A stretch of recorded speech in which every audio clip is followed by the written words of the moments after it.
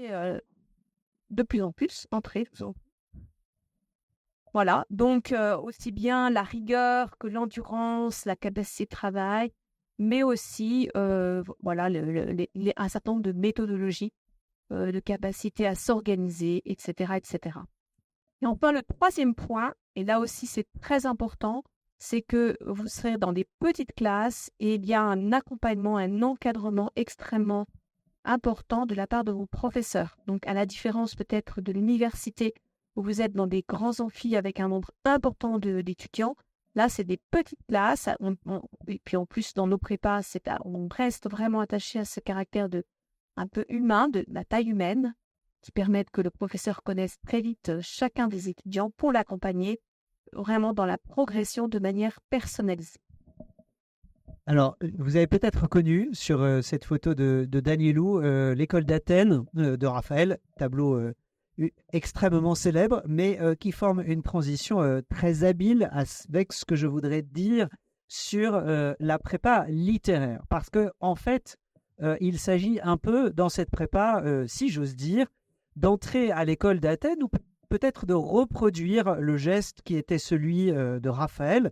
Vous savez que la force de cette fresque de Raphaël, c'est que les grands intellectuels de la Renaissance se pensent comme les contemporains des grands penseurs de l'Antiquité. Et finalement, je crois que c'est un peu l'aventure à laquelle nous appelle la prépa littéraire, c'est d'être les contemporains des intellectuels, des auteurs que nous croisons et que nous rencontrons. Et ça, je voudrais quand même insister sur ce point. C'est peut-être ce que nous avons de plus important à dire ce soir. Entrez, n'hésitez pas, bienvenue, installez-vous. Vous arrivez précisément au moment le plus utile. Vous avez le sens de la propos. On a un petit peu parlé dans la table ronde générale de l'importance de la passion, du désir auquel fait référence cette phrase de Paul Valéry.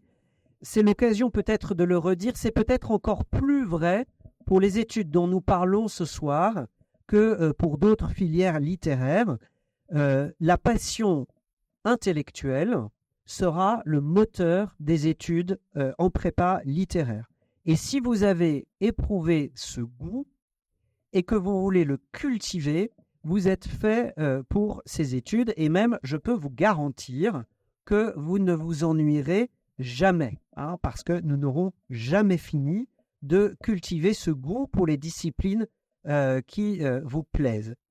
Et puis, il y a cette expression auquel je tiens, choisir la prépa littéraire, c'est choisir de faire un détour radical par la culture. Qu'est-ce que je veux dire par là? Vous voyez bien l'image du détour. À première vue, étudier Platon, Aristote, les grands auteurs de l'Antiquité, ceux du Moyen-Âge, l'histoire des siècles anciens, c'est faire un immense détour par rapport aux préoccupations qui sont les nôtres aujourd'hui. C'est un détour nécessaire, c'est un détour fructueux. Et je trouve que c'est ce que dit très bien cette affiche qu'avaient imaginée en 2019 les étudiants d'Hippocagne pour la fête des humanités classiques, entendez, que nous organisons chaque année avec le lycée à Sainte-Marie. Et je me suis dit que cette petite affiche de 2019, finalement, était tout à fait d'actualité. Vous reconnaissez d'un côté sans doute le personnage au monde dont on parle le plus en ce moment, et puis de l'autre, une statue romaine. En fait, nous avions invité un de nos anciens étudiants, Raphaël Dohan, qui essaye de comprendre le populisme d'aujourd'hui à partir de ce qu'était le populisme, en quelque sorte, ou plutôt l'équivalent du populisme dans la culture romaine et la culture grecque. Et finalement, si on choisit de comparer ce qui se joue aujourd'hui avec ce qui se jouait à Rome autour des tribuns de la plèbe, eh bien, on se rend compte en fait qu'il y a beaucoup de choses qu'on comprend mieux et qu'on réussit à mettre en perspective. Ce petit exemple pour illustrer ce que je voudrais dire, voyez, très souvent, on nous rabat les oreilles avec la nécessité de l'actualité, des exigences d'aujourd'hui, la nécessité de se renouveler, d'être toujours à la page. C'est incontestable, il faut être en prise avec l'actualité du monde aujourd'hui. Mais la bonne question, c'est de savoir quelle est la meilleure manière d'être en prise avec l'actualité d'aujourd'hui. Tout change, ça c'est vrai. Tout se transforme tout le temps, en permanence. Hein. Le monde est un change perpétuel ou, comme dirait Montaigne, une branloire pérenne. Très bien. Mais qu'est-ce qui permet d'en prendre l'exacte mesure? Qu'est-ce qui permet de s'y repérer? Eh bien, ce que nous appelons habituellement la culture, et tout particulièrement le temps long. Il y a quand même un peu qu'une institution qui se trouve à Paris, rue des Saints-Pères, qui s'imagine que pour comprendre l'actualité, il faudrait commencer uniquement à étudier la modernité et uniquement commencer à étudier l'histoire en 1850. Ça, c'est un peu l'option Sciences Po sur la culture. Là, c'est tout à fait autre chose qu'on propose. On propose de faire ce détour par la culture, ce détour par le temps long pour comprendre ce que nous sommes, pour comprendre le monde dans lequel nous vivons, pour comprendre aujourd'hui, mais aussi pour être capable un jour de comprendre les questions nouvelles qui surgiront et qui ne se posent pas encore. Sinon, vous savez très bien, on a toujours l'œil rivé sur ce qui se joue maintenant, il n'y a aucun recul, aucune profondeur, et on est en fait incapable de penser le présent et d'agir au présent. C'est le point sur lequel je voudrais insister, et je voudrais insister sur cette nécessité de la passion intellectuelle. Je crois que nous pouvons vous dire, les yeux dans les yeux, voyez, qu'il n'y a pas d'opposition en Hippocagne et en Cagne entre la passion et l'exigence élitiste des formations auxquelles nous préparons. On ne va pas se prononcer sur les autres filières en prépa littéraire, ce n'est pas l'objet. Mais moi, j'ai une certitude, comme prof d'Hippocagne et de Cagne, c'est que j'ai une chance unique. Je prépare un concours intelligent. Le concours de l'ENS, celui qu'on me demande de préparer, est un concours extrêmement intelligent. Tout est fait dans ce concours pour que le bachotage soit impossible. Et c'est la meilleure nouvelle qui soit. Si j'apprends à bien faire une dissertation de philosophie pour le concours de l'ENS, je fais vraiment de la philosophie. Et donc, vous comprenez la réciproque. Si je fais vraiment de la philosophie, je réussis parfaitement le concours de l'ENS. Il y a ici une unité, vous voyez, une intégration intellectuelle qui, en Hippocagne et en Cagne, est poussée extrêmement loin. Je crois que c'est la principale raison pour laquelle on peut choisir une Hippocagne et une Cagne. On peut choisir d'étudier dans les prépas littéraires.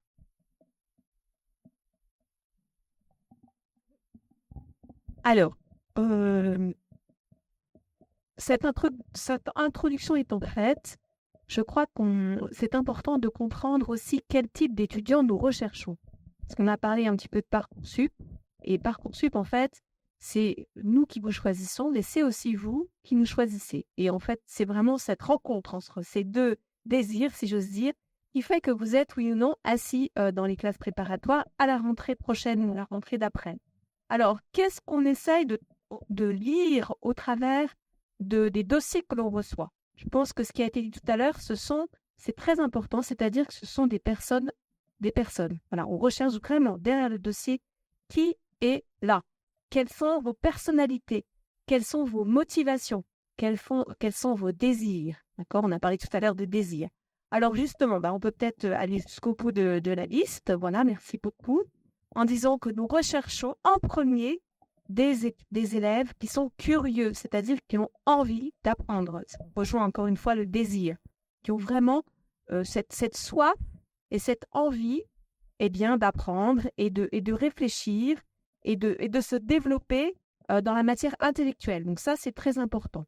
La seconde chose, c'est l'autonomie. Alors, évidemment, on ne peut pas forcément le mesurer de la même façon au lycée et puis en fin de classe préparatoire, puisque cette autonomie, elle se développe, mais c'est la capacité à travailler par soi-même. Alors, on est très sensible à ce point-là à Sainte-Marie à Danielou, puisqu'on met en place ce qu'on appelle l'autodiscipline, c'est-à-dire, c'est pas seulement le fait d'être seul face à sa copie, mais c'est vraiment de développer cette discipline personnelle, cette capacité à travailler, à se donner des objectifs personnels pour se développer. Voilà, ça c'est ça que j'appelle l'autonomie. La troisième chose, c'est la combativité. Moi, je compare très souvent les préparationnaires à des sportifs de haut niveau. C'est-à-dire, il y a vraiment cette volonté, cette capacité, encore une fois, de se fixer des objectifs et de se développer pour atteindre son propre objectif, qui peut être l'ENS ou d'autres écoles. On le verra plus tard. Voilà. Donc, la combativité, la capacité à se dépasser et à vouloir aller toujours plus loin.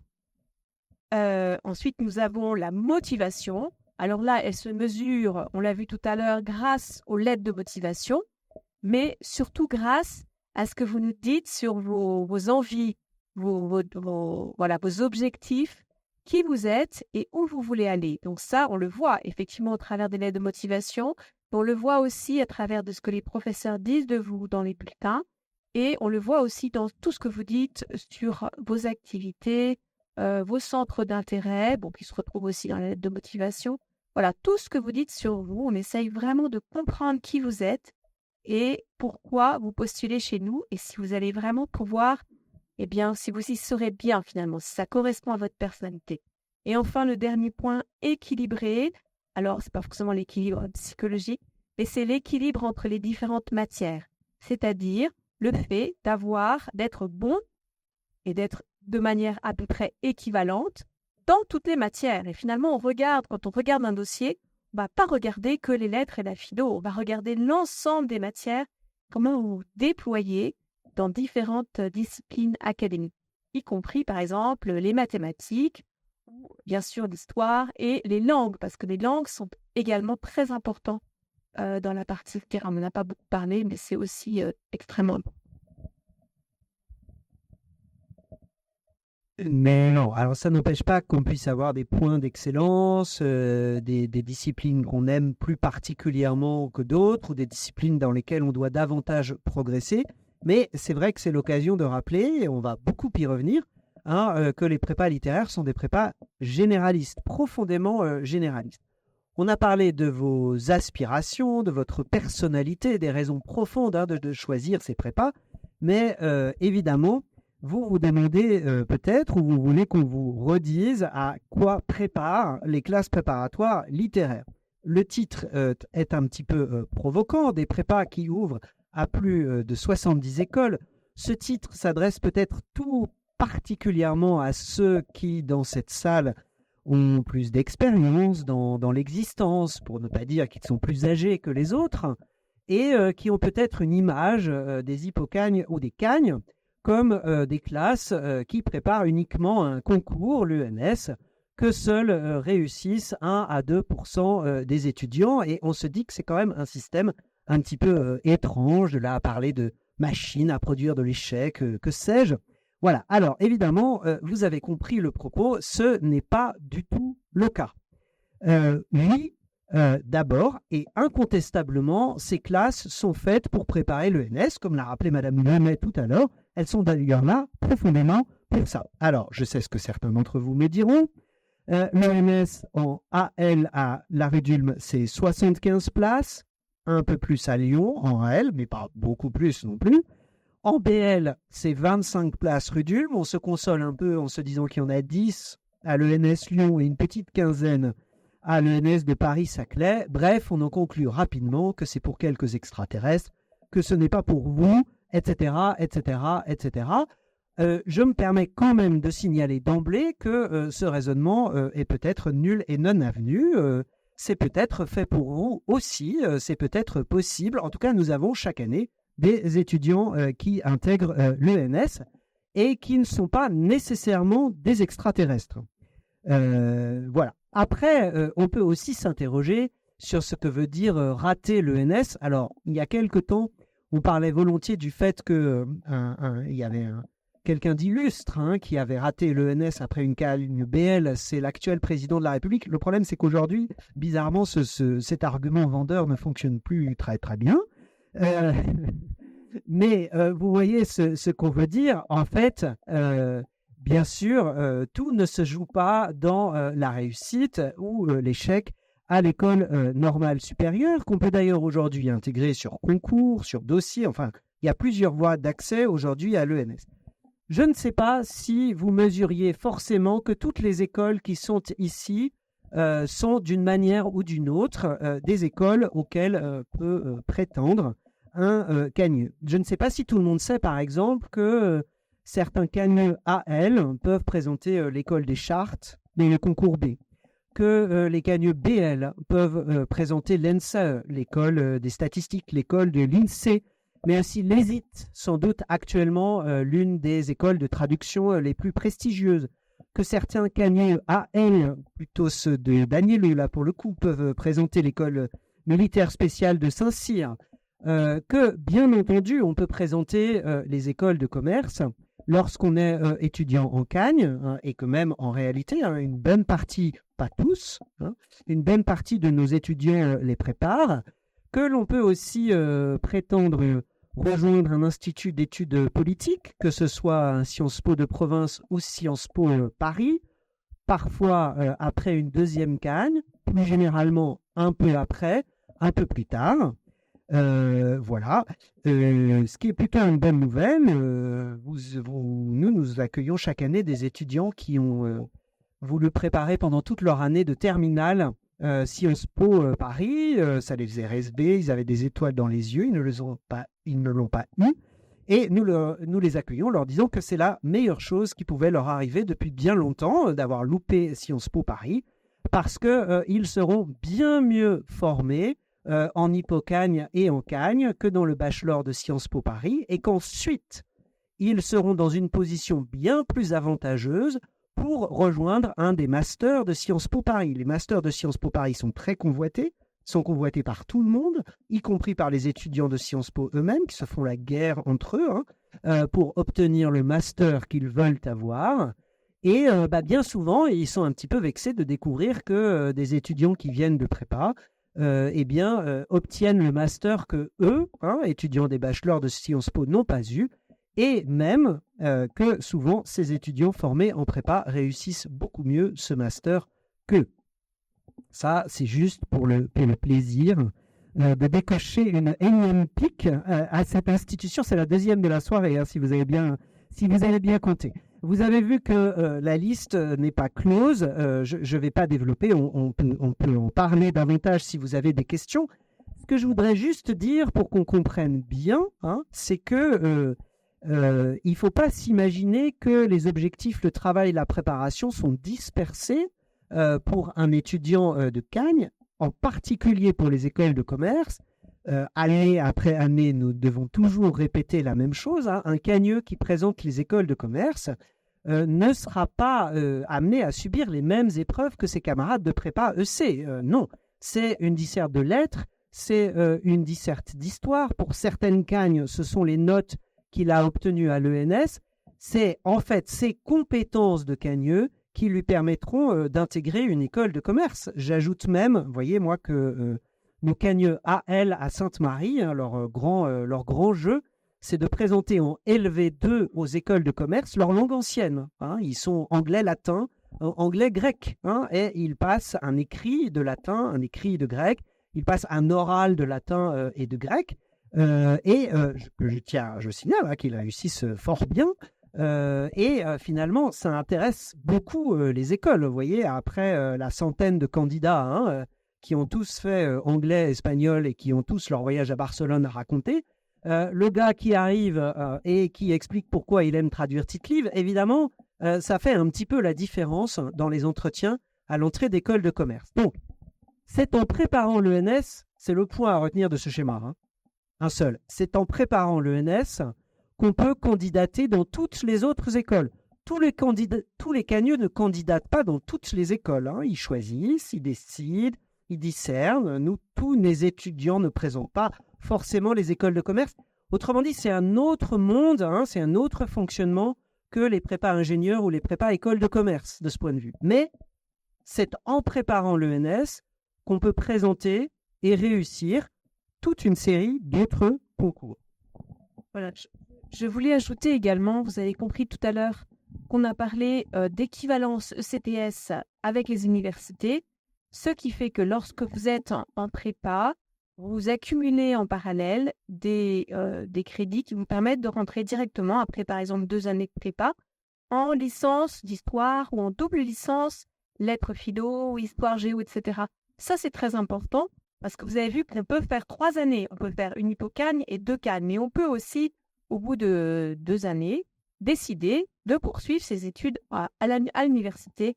Et je voudrais insister là-dessus parce que ce n'est pas un échec. C'est au contraire énormément. Vous allez avoir beaucoup d'atouts pour pouvoir poursuivre en fait à l'université et faire ensuite des masters qui sont extrêmement intéressants. Par exemple, soit une double licence ou master éventuellement aussi. On peut postuler un master à Sciences Po. Voilà, il y a énormément de possibilités aussi via l'université. On a fait récemment à Danilou, parce que je trouvais qu'il n'y avait pas forcément cette compréhension de ce que peut proposer également les parcours universitaires.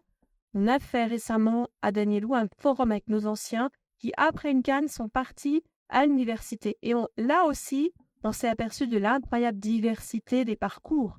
Et notamment, je crois que je le mentionne plus tard, mais je le dis à cette occasion, quelqu'un qui a fait, après une canne, donc une licence histoire-géographie, et qui est ensuite rentré en master à LSE, London School of Economics, qui est un peu le Sciences Po anglais. Voilà, donc, et qui ensuite maintenant travaille à la Commission européenne. Donc vous voyez, il y a énormément d'options et en fait, la difficulté, c'est peut-être de choisir. Voilà, justement, les différents parcours. Alors, j'ai nommé le dernier. Voilà, travail direction générale de l'industrie à la Commission européenne.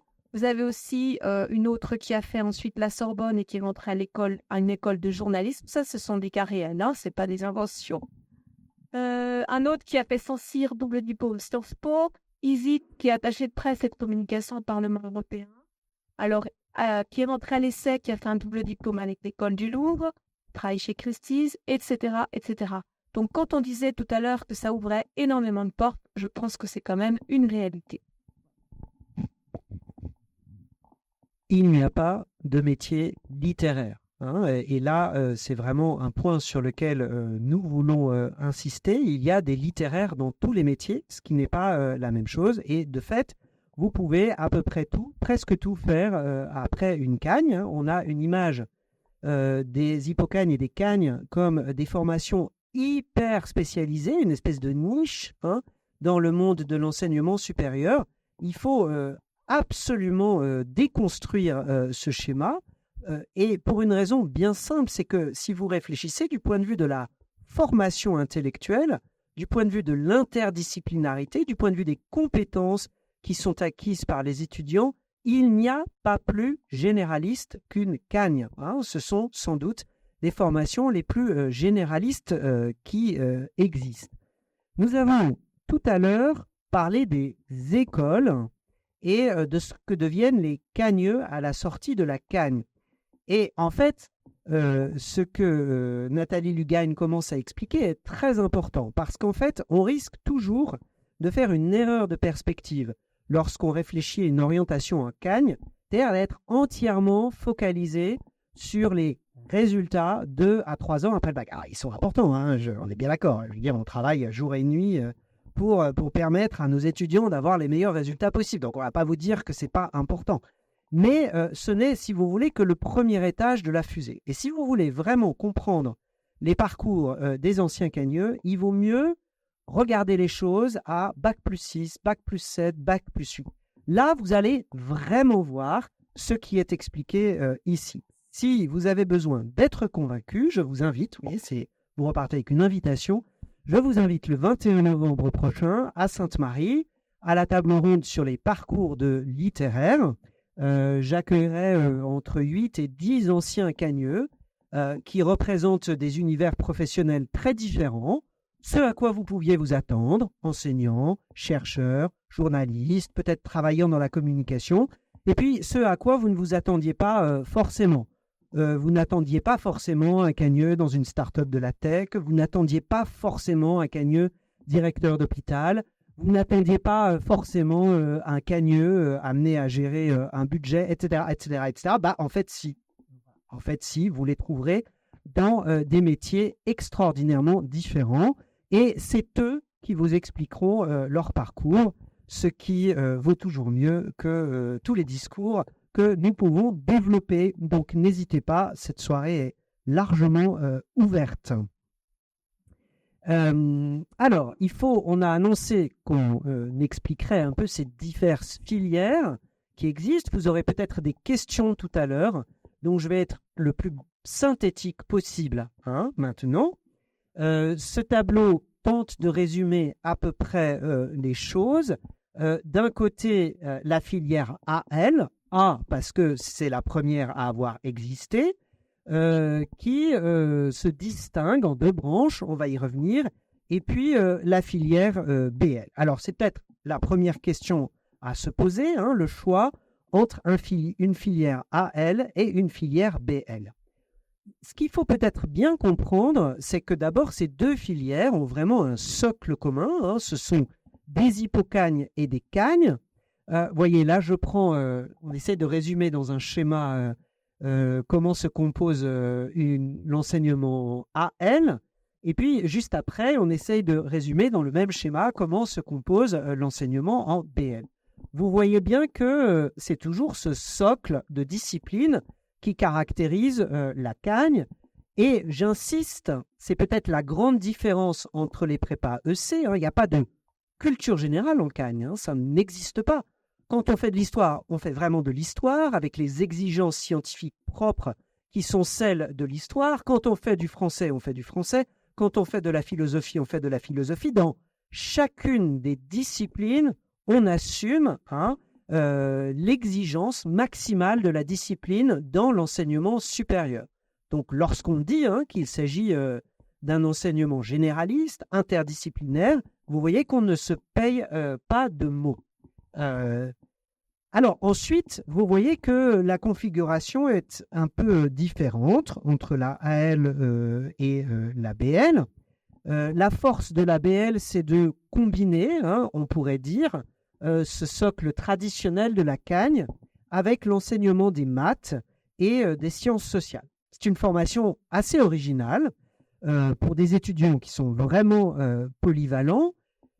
Je tiens à rappeler que les maths qui sont enseignées en BL ne sont pas des maths pour littéraires. De toute façon, je ne sais pas bien ce que ça voudrait dire. En tout cas, il faut aimer les maths, il faut aimer l'abstraction mathématique. Il ne faut pas non plus en conclure que ce sont des maths qui seraient inaccessibles. Mais c'est sûr qu'il y a une vraie exigence, il y a un goût à cultiver pour les maths. Et puis les sciences économiques et sociales, qui, je crois, change un peu par rapport à l'enseignement de SES qui est proposé au lycée. De toute façon, en fait, la majorité des étudiants de BL, pour beaucoup d'entre eux, n'ont pas suivi de spécialité SES au lycée. Ce qui change beaucoup, c'est d'abord que, en fait, c'est un enseignement qui exige de faire vraiment de la sociologie et vraiment de l'économie. Je vous donne un élément pour bien le comprendre. À l'ENS, les copies de SES sont toujours corrigées à la fois par un sociologue et à la fois par un économiste. Donc c'est assez exigeant. En fait, il faut développer cette double compétence sur les mêmes sujets. La grande nouveauté, c'est qu'on entre aussi dans l'histoire des concepts, dans la manière dont se sont construits les concepts qui font la réflexion sociologique et la réflexion économique. Voilà, je ne sais pas, on peut par exemple... c'est un sujet qui est tombé à l'ENS il y a quelques années, en SES, réfléchir au lien entre l'éducation et le marché. Qu'est-ce que c'est l'éducation? Est-ce qu'on peut l'approcher comme un marché? Oui, non, comment? Et vous voyez, on peut avoir une lecture et sociologique et économique d'un tel sujet. Côté AL, j'y reviens, on pourrait dire que c'est la forme prise traditionnellement par la cagne, avec une petite subtilité que nous devons à nos chers législateurs qui ont voulu qu'il y ait une hypocagne AL indifférenciée, en fait ils disent même indifférenciante, parce qu'on n'est jamais un néologisme près dans l'administration, mais qu'en fait ensuite derrière il y a des cagnes distinctes, les cagnes Ulm ou les cagnes Lyon, qu'on appelle aussi parfois les cagnes LSH. Qu'est-ce qui les distingue? Eh bien simplement qu'elles ne préparent pas à la même ENS. La distinction est assez subtile. S'il y a des questions, on pourra en parler. Je veux dire, la distinction est subtile parce que 70% de l'écrit est commun entre les deux ENS, quand même. Donc, en fait, on parle d'éléments de détail. La petite difficulté, il faut bien le reconnaître, c'est que ce désir du législateur est un peu une vue de l'esprit, l'hypocagne à elle indifférenciée ou indifférenciante. En réalité, je crois qu'à Danielou, comme à Neuilly, hein, par exemple, donc Neuilly, c'est une cagne à elle Ulm, Danielou, une cagne à elle Lyon, on est obligé, en fait, dès l'hypocagne, d'organiser la préparation en fonction du concours que préparent les cagneux, et ça nous oblige à faire un certain nombre de choix. Voilà, il faut aller à la rencontre des établissements, des étudiants, pour comprendre le profil qui vous convient le mieux, en sachant tout de même que vous ne jouerez pas votre vie sur ce choix. Peut éventuellement y avoir, après une hypocagne à elle Ulm, la volonté d'aller dans une cagne à Lyon. Mais c'est plutôt des exceptions, voilà, hein, que la norme. Il vaut mieux, en fait, quand vous faites le choix d'une hypocagne, vraiment regarder quelles cannes ils sont proposées par la suite. Voilà, donc ça, c'est vraiment un des critères de choix.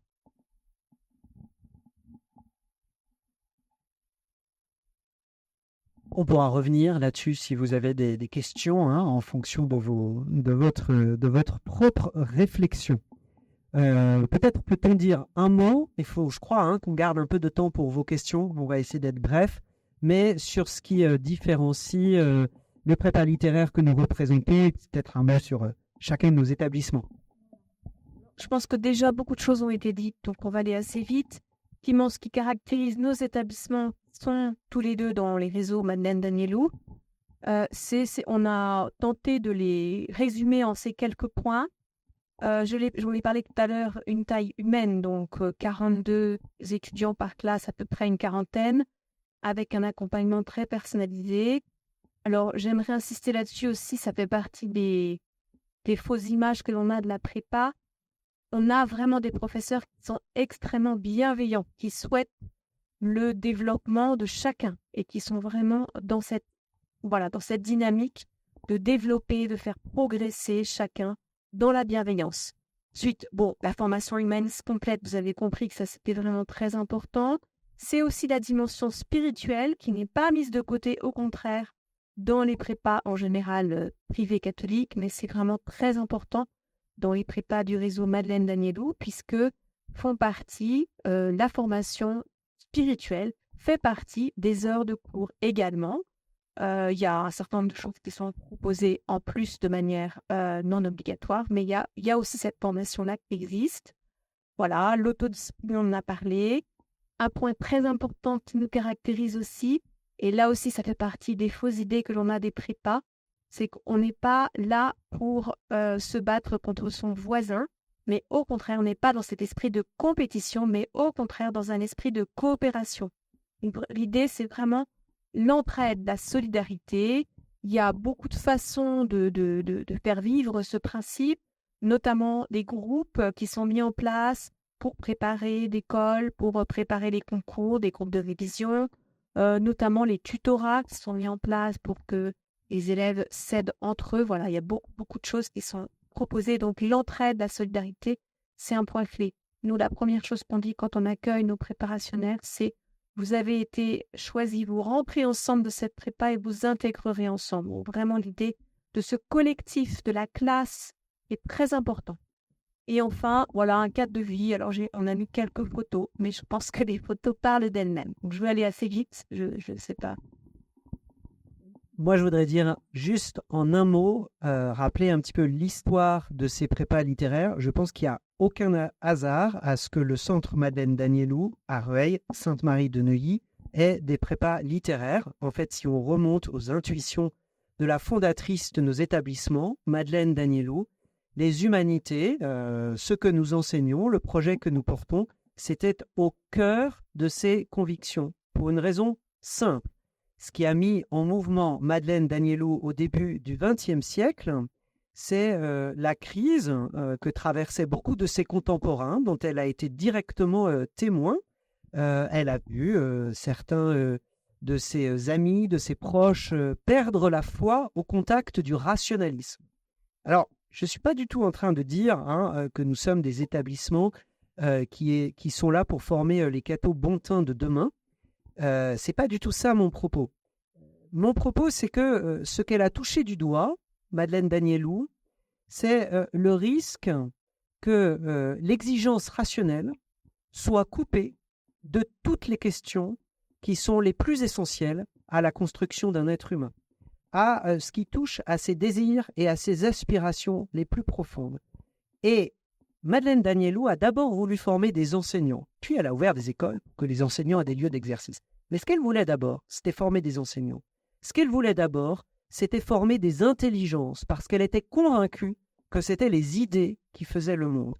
Donc, lorsque la communauté Saint-François-Xavier a eu l'intuition, il y a quelques décennies, d'ouvrir des hippocagnes, c'était en continuité directe avec ce projet, précisément pour éviter de former des jeunes qui seraient comme écartelés entre les exigences rationnelles et les autres exigences profondes qui sont les leurs. Et je pense que ça dit tout du projet que nous portons et que nous défendons. Alors après, on peut vous inviter à nous rendre visite. Il y a de fait toutes sortes de choses dont nous pourrions parler. Là, moi, j'ai choisi quelques photos du week-end de rentrée des Hippocagneux en Normandie. Vous voyez, ici, c'était au Musée des Beaux-Arts de Rouen. Je pense que dans nos deux établissements, nous avons le souci d'ouvrir au sens du beau et nous estimons que cette ouverture fait partie intégrante de la formation intellectuelle. Vous voyez, ce n'est pas des à côté pour que ce soit hyper sympa et qu'on favorise la cohésion. Non, c'est une autre manière finalement de faire cours. Voilà, là c'était le voyage des Hippocagneux l'année dernière à Istanbul. Ils sont allés à la découverte de Constantinople, Byzance et Istanbul, précisément, toute cette histoire qui s'inscrit dans le temps long, tout ce cheminement qui va de l'empire qui se voulait l'héritier de l'empire romain jusqu'à la Turquie, d'aujourd'hui. Voilà, je n'insiste pas parce qu'on pourrait, je crois, comparer nos deux établissements, parler des anciens de nos deux établissements. Oui, je vais ajouter un mot pour dire que je pense que ce qui a été dit sur Sainte-Marie est très proche de ce qui se vit également à Danielou, notamment les voyages. Et récemment, encore une fois, j'ai reçu un message de parents qui disaient que ce qui est formidable, c'est qu'on apprend que grâce à ces voyages, on apprend vraiment à voyager. C'est-à-dire on apprend par le voyage. Ça, c'est vraiment très important. Donc, c'est clé aussi dans le projet. Et puis, la deuxième chose, c'est effectivement, alors je crois que j'ai quelques propositions après. Bon, il y a quand même une belle... J'assiste un petit peu sur la verdure, mais ça fait partie aussi de la retraite que représente la prépa, n'est-ce pas? Voilà, alors beaucoup de propositions qui sont faites pour ouvrir l'esprit, plein de choses, et notamment à tout ce qui est histoire de l'art. Puisque au travers de conférences, au travers des voyages, même dans les cours, il y a toujours une référence et une ouverture à l'art et à la culture. Donc ça, c'est aussi extrêmement fort dans les propositions qui sont faites. Grande conférence histoire de l'art, retraite culturelle, ciné-club, et dans le cinéma aussi, il y a beaucoup de choses que l'on peut apprendre. C'est toujours les professeurs, en fait, qui animent, et c'est aussi une manière d'enseigner. C'est un moyen d'enseigner, de continuer à faire apprendre des choses aux étudiants. Je pense qu'on va s'arrêter là. Alors, petit rappel sur les journées portes ouvertes, puisque c'est, comme on l'a dit tout à l'heure, la meilleure façon de nous connaître, c'est de venir nous voir là où nous sommes, avec la couleur particulière de chacun de nos établissements. C'est très important. Je vous rencontrerai les étudiants qui vous parleront vraiment de ce qu'ils vivent, de leur expérience.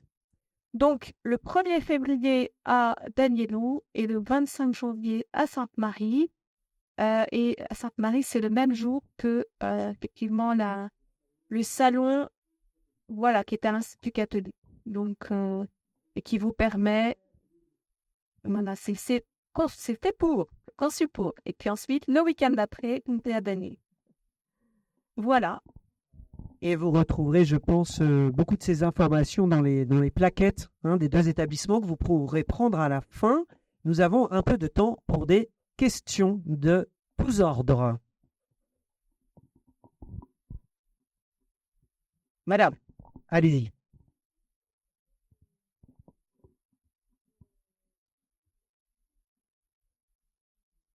Oui, alors vous avez raison, j'ai sauté très vite sur la question des spécialités. Alors, l'ABL, c'est la seule filière de celles que nous présentons pour lesquelles la question des spécialités est un peu cruciale. Il faut bien le reconnaître. Je crois qu'en gros, nous pouvons dire que sinon, pour les AL, tous les couplages de spécialités sont bienvenus. Après, c'est la cohérence de votre parcours, de vos choix qui importent, mais tous les profils sont bienvenus en AL, absolument tous. En BL, il y a un point, c'est évidemment la question des maths. Donc, le principal vivier d'étudiants de BL sont des élèves qui ont suivi la spécialité maths en terminale. Un certain nombre d'entre eux ont également, mais pas tous, loin de là, ont également pris l'option maths experte en terminale, spécialité maths, option maths experte. Donc, les deux grands contingents, si vous voulez, dans une Hippocane BL, sont des étudiants SPEMAT seul et puis SPEMAT option maths experte. Voilà. Il nous arrive, nous en tout cas, Sainte-Marie, d'étudier des dossiers d'élèves qui n'ont pas de SPEMAT en terminale lorsque nous sommes dans le cas de figure suivant. Des étudiants qui avaient la SPEMAT en première et qui l'ont abandonné en fin de première alors qu'ils y réussissaient très bien. Et où on comprend qu'ils ont abandonné la SPEMAT en fin de première parce qu'ils ont voulu privilégier des spécialités dans lesquelles ils étaient excellents et souvent en BL, ils ont eu du mal à arbitrer entre une spécialité à dominante plus littéraire et la SPEMAT. Donc ça, ce sont des dossiers et dans ce cas-là, c'est des élèves qui ont pris l'option maths complémentaire et qui n'ont aucune difficulté en maths complémentaire en terminale. Voilà. Est-ce que ça répond à votre question ?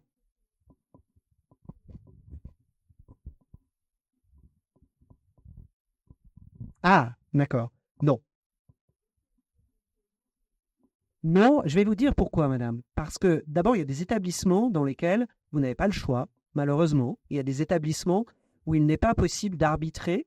On vous sert des menus qui sont obligatoires. Voilà, et vous ne pouvez pas panacher maths, HLP, par exemple, ce qui serait un couplage génial pour une BL. Vous voyez ? Oui.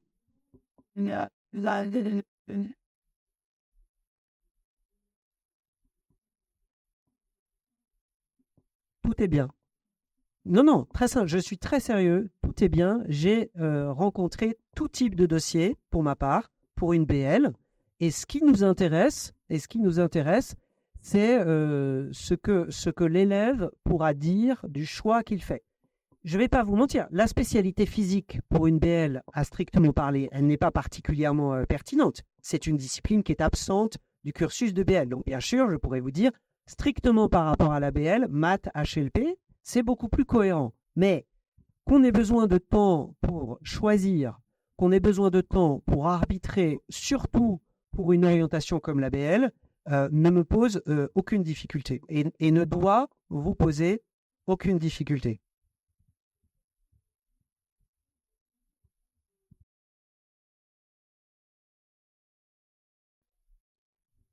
J'attendais, c'était la question des dossiers scolaires.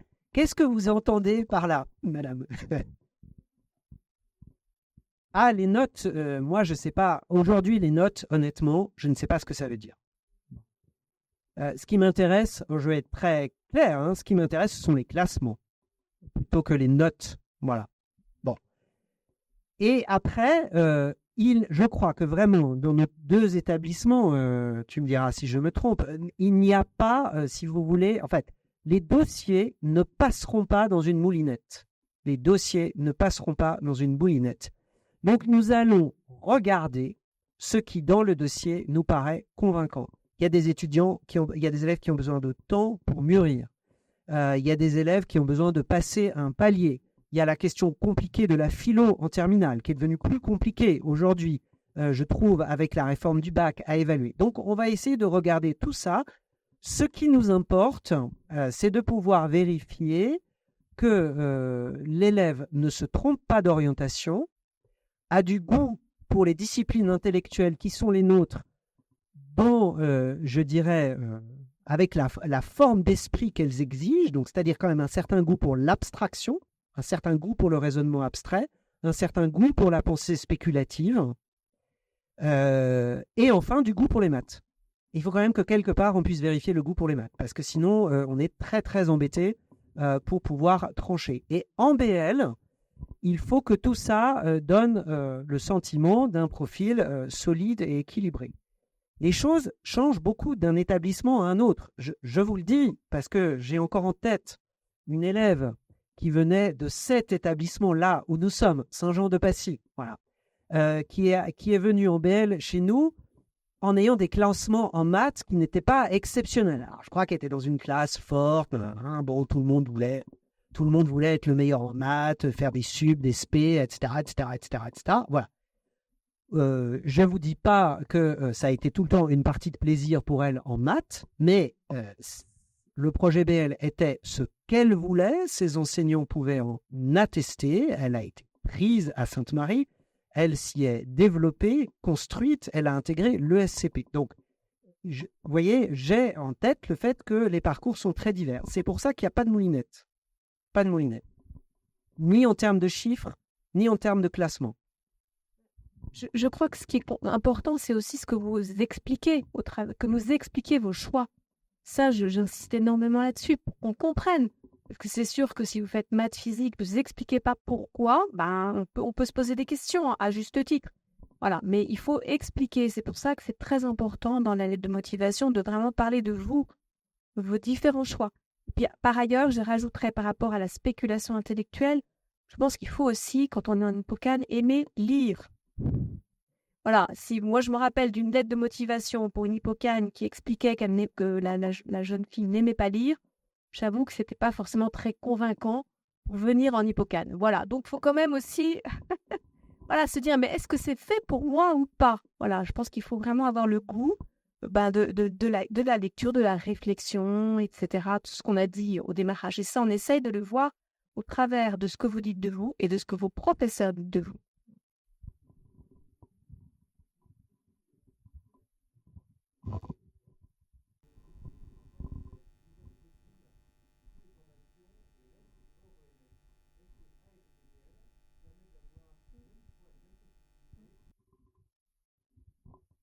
Oui. Réponse oui. Dans les faits, il y a des détails. Oui, les cagneux AL ne peuvent pas candidater à l'ENSAE. Mais ça ne va pas changer la face du monde. Vous voyez, ces quelques places au concours de l'ENSAE ne vont pas changer la face du monde. En réalité, en tout cas, alors, parce que je vous le dis nettement, parce que j'ai la question tout le temps aux portes ouvertes en janvier. Donc, on ne choisit pas entre la AL et la BL pour des questions de stratégie. J'ai régulièrement des gens tout à fait bien intentionnés, il n'y a pas de problème, mais qui me disent, on a pensé pour notre fils, notre fille, que la BL c'était mieux, que ça ouvrait plus de portes. Pas du tout. Ça n'ouvre pas plus de portes. Ça ouvre plus de portes si on est fait pour la BL. Si on n'est pas fait pour la BL, ça enferme tout de suite. Voilà. Donc, il n'y a aucune différence entre ces différentes filières. Et c'est pas parce que... alors, je sais bien, il y a des familles... je discutais encore avec un ancien là, qui vient pour la table ronde des prépas littéraires. Il m'a expliqué, il m'a dit, oui, moi, quand j'étais au lycée, ça a été un peu une négociation avec ma mère. Elle m'a dit, bon, d'accord, tu veux faire une hippocane, très bien. Mais tu vas faire la BL parce qu'il y a des maths quand même, ça te sera utile. Bon. Pas forcément, en fait. Si vous n'avez pas le goût pour l'abstraction mathématique, pas le goût des maths, ça ne va pas spécialement vous avantager d'avoir fait des maths en BL. Alors, ce garçon m'a dit, j'étais finalement très heureux d'avoir fait des maths et surtout, en fait, des SES en BL. Mais ce n'est pas ça, ensuite, qui, dans ma vie professionnelle, m'a mieux permis de gérer un tableur Excel parce qu'en fait, il n'y a pas besoin d'avoir fait les maths de BL pour se retrouver dans un tableur Excel en entreprise et pour faire pour gérer un budget, faire des soustractions et des additions. Vous voyez, un AL fait ça très bien aussi, en fait. Ils sont pas plus limités que les autres, les AL. Voilà. Donc, voilà, l'arbitrage ne doit pas se faire en ces termes. l'arbitrage doit vraiment se faire en fonction du profil intellectuel. Nous n'avons pas parlé des langues anciennes et du grec. Pas seulement du latin, du grec aussi, en fait. Il faut parler de tout. Hein. Bien. Qu'est-ce qu'il faut dire? Alors, en Hippocagne AL, il faut étudier une langue ancienne, obligatoirement. Voilà. Le latin ou le grec. Bon, à Danilou, c'est le latin. Hein, c'est ça. Et c'est que la première année. Voilà. À Sainte-Marie, c'est le latin ou le grec. Je rappelle que l'hypocagne est indifférenciée ou indifférenciante, c'est-à-dire qu'on a autant de latin, autant de langues anciennes en Hippocagne, en AL Lyon et en AL Ulm. Ouais. Alors après, vous allez me dire, et si on n'a pas fait de latin ou de grec au lycée? Excellente nouvelle. Vous allez pouvoir débuter l'étude du latin ou du grec en Hippocagne. Voilà. Et c'est une chance que vous avez. Alors, il y a plusieurs... après, vous pouvez rentrer dans les détails si vous le voulez. C'est une chance pour avoir une culture, si vous voulez, littéraire de départ. Donc, c'est en fait extrêmement important pour toutes les disciplines que nous enseignons. C'est aussi une chance, si vous poursuivez l'étude du latin ou du grec, soit que vous n'avez étudié aucune langue ancienne au lycée et que vous commencez à zéro une langue ancienne que vous allez apprendre à maîtriser, soit que vous étudiez déjà une langue ancienne au lycée, que vous n'avez jamais eu l'occasion d'étudier l'autre langue ancienne. Aujourd'hui, c'est devenu très compliqué. Dans le système éducatif français, on fait du latin, on n'a pas le droit de faire du grec. On fait du grec, on n'a pas le droit de faire du latin dans beaucoup d'établissements. Ah ben là, la chance vous est ouverte de pouvoir faire les deux, voilà, de compléter. Voilà, on peut en discuter. Il se trouve que moi, c'est mon petit, comment dire, c'est ma danseuse en prépa. Moi, je m'occupe du grec débutant, voilà, pour les élèves qui ont Hippocagne, apprennent le grec ancien, partent de zéro. Je peux vous dire qu'ils sont tout à fait capables d'atteindre le niveau en grec qui leur permettra de poursuivre en Cagne et même d'intégrer l'ENS ensuite avec une langue ancienne sans problème. C'est possible. De toute façon, le niveau, c'est la dernière pique de la soirée, je vous promets, mais de toute façon, le niveau de langue ancienne au lycée étant ce qu'il est aujourd'hui, en fait, il n'y a pas tant de choses que ça à rattraper. Je dirais aussi que ce n'est pas que la langue, c'est aussi la culture antique qui est voilà, donc les socles, les fondamentaux de notre culture occidentale. Donc c'est quand même aussi important sur le plan de la culture. Voilà, je pense qu'on va s'arrêter là. Mais est-ce qu'il y a des questions? Peut-être une dernière question? Aïe, oui, alors allez-y.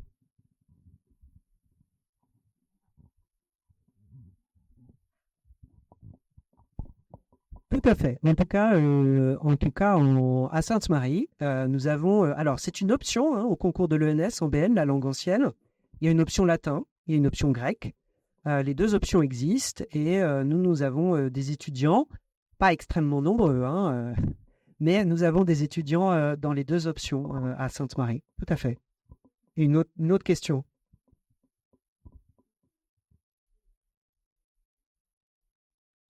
Ah oui, en quelques mots. Non. Alors, l'hypocharte, elle prépare au concours de l'école des chartes qui forme des conservateurs, des bibliothécaires, des historiens aussi. En France, il se trouve que beaucoup, par exemple, de nos grands historiens médiévistes sont des anciens de l'école des chartes, d'une très solide tradition. Il y a deux voies d'entrée. C'est peut-être là, comme ça que je vais répondre à votre question. Il y a deux voies d'entrée à l'école des chartes. Le concours A, qui oblige à passer par une hypocharte et une charte, dont l'enseignement est essentiellement centré sur l'histoire, toute période confondue, et beaucoup d'histoire médiévale, c'est la force de l'enseignement en charte, et le latin. Le latin a un très haut niveau d'exigence. Donc, histoire, latin, ça c'est l'hypocharte, et c'est le concours A des chartes. L'école des chartes s'étant rendu compte que ça avait quand même énormément réduit leur vivier de candidats, a ouvert le concours B qui s'adresse à des cagneux AL, plutôt des cagnes AL Ulm, qui ont une langue ancienne, quelle qu'elle soit, le latin ou le grec, et qui vont en grande partie, en fait, être sélectionnés sur certaines des épreuves de l'ENS. Et on leur demande juste, si j'ose dire, de suivre une petite formation complémentaire pour être en mesure, s'ils sont admissibles, de passer un oral d'histoire médiévale. En fait, c'est essentiellement ça, la question un peu cruciale. Voilà. Donc, il y a 2 voies d'accès pour l'entrée aux chartes. Si vous avez, en général, c'est assez net, si vous avez un profil de chartiste très clair, très affirmé, en fait, pardonnez-moi l'expression, ça s'envoie comme un nez au milieu de la figure en général. Il faut aller en hypocharte, c'est là que vous serez heureux. En revanche, si c'est plutôt de l'ordre d'une question, d'une hésitation, d'une incertitude, je pense que la CAGNAL, plutôt Ulm, pour se dire qu'on a la possibilité de préparer le concours B, c'est la bonne solution. Moi, j'ai par exemple une étudiante qui avait fait ce choix-là. Elle a voulu se laisser la possibilité de choisir. Elle était très forte en langue ancienne. Elle ne savait pas très bien ce qu'elle voulait faire. Il se trouve qu'elle a été admissible aux 2 concours et que finalement, elle a intégré l'ENS et que c'est finalement ce qu'elle préférait. Mais elle disait qu'elle avait beaucoup hésité et que ça lui avait laissé le choix jusqu'au bout. Ben non. Enfin, si dans les faits, parce que ensuite, si vous avez ce qu'on disait tout à l'heure, si vous poursuivez à l'université, vous serez quand même extrêmement bien formé et vous pouvez rebondir de 1001 manières. Il n'y a aucun problème. Mais c'est vrai que c'est très spécialisé, c'est encore aujourd'hui extrêmement spécialisé comme filière. Voilà. Je crois qu'il faut s'arrêter, c'est ça? Voilà. N'hésitez pas à prendre les brochures. Merci de votre attention.